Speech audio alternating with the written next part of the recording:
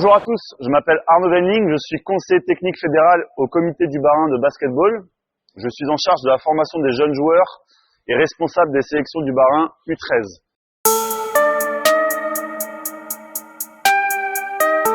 Aujourd'hui, nous sommes avec Clément et nous allons travailler la défense sur porteur de balle. On va avoir trois aspects. Le pas défensif latéral en pas glissé. On va avoir le pas croisé et la défense tout terrain.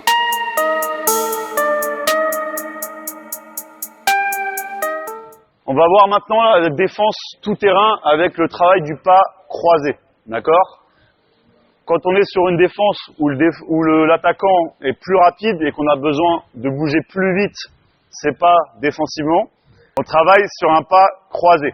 D'accord ? Comment on travaille le pas croisé ? À la différence du pas glissé, on va, quand on se déplace vers le côté gauche, croiser la jambe droite, d'accord, devant la jambe gauche, en étant fléchi, pour avoir un maximum de distance entre les deux appuis.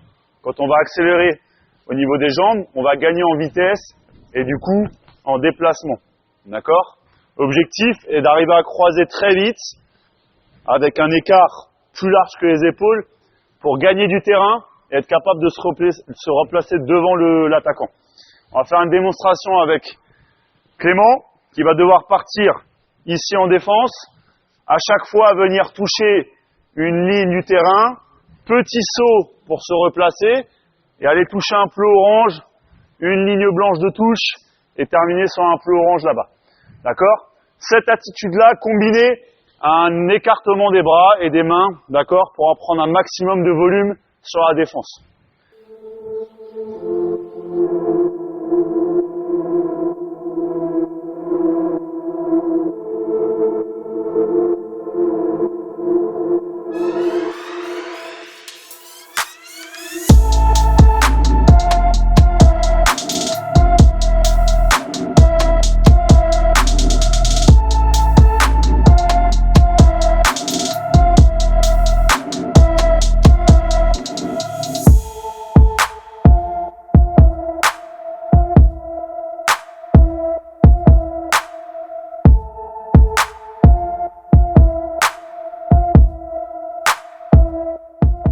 Alors, évolution de l'exercice, on rajoute du coup un attaquant.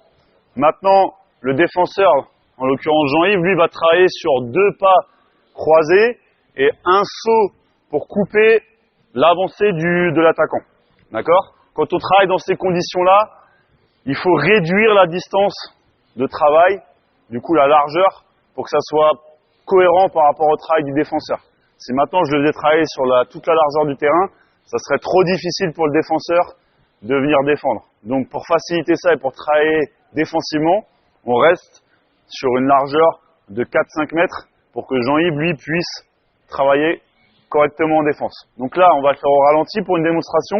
Donc là, Jean-Yves, lui, va travailler pour suivre Clément sur deux grands pas, puis il va essayer de sauter pour couper l'avancée de l'attaquant. D'accord ? Là, l'objectif, c'est toujours de rester un petit peu sur le terrain. Pour l'instant, on ne va pas encore piquer le ballon, mais on est sur l'attitude de bras qu'on a travaillé avant. Là, cette main-là va gêner le changement de main de ce joueur-là. Un très bon défenseur, et avec de l'entraînement, va pouvoir éventuellement toucher le ballon si l'attaquant, lui, n'est pas assez dur ou ne protège pas assez son ballon sur son changement de main. D'accord ? Donc on va travailler comme ça jusqu'au milieu de terrain. Les joueurs vont revenir et échanger de rôle derrière.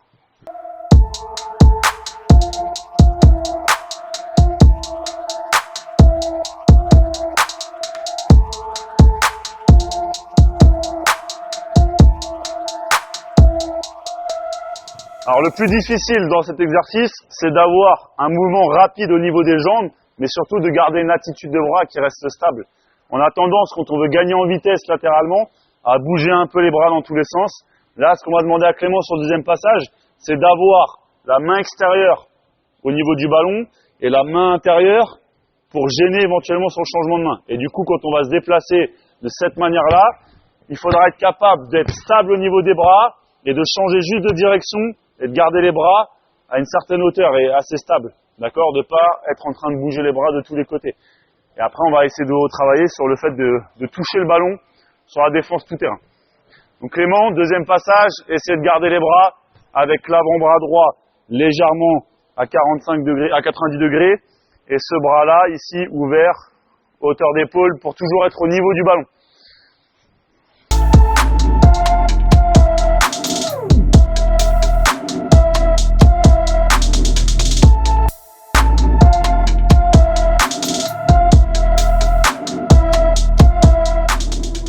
L'évolution, maintenant le défenseur, lui, en condition de match, a le droit, s'il estime que l'attaquant ne protège pas assez son ballon ou qu'il voit une opportunité où il peut éventuellement toucher le ballon, il a la capacité et le droit de piquer la balle de l'attaquant.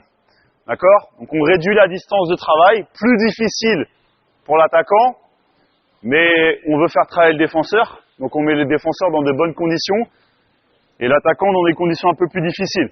Jean-Yves bien fléchi, là ça va être important pour le joueur qui attaque de protéger son ballon sur des changements de main. Et Jean-Yves, lui, d'être actif, donc travail de jambes, pour être toujours à une distance d'1 mètre, pour pas être collé à l'attaquant, mais être capable d'être réactif pour pouvoir toucher un ballon.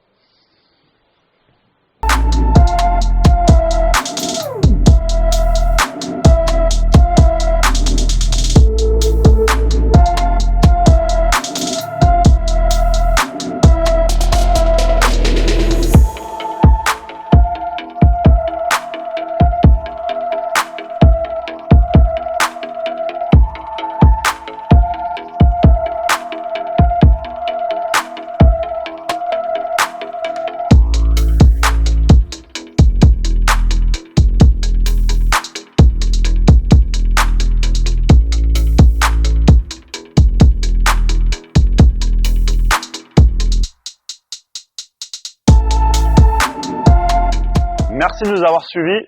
On se retrouve bientôt pour une nouvelle vidéo.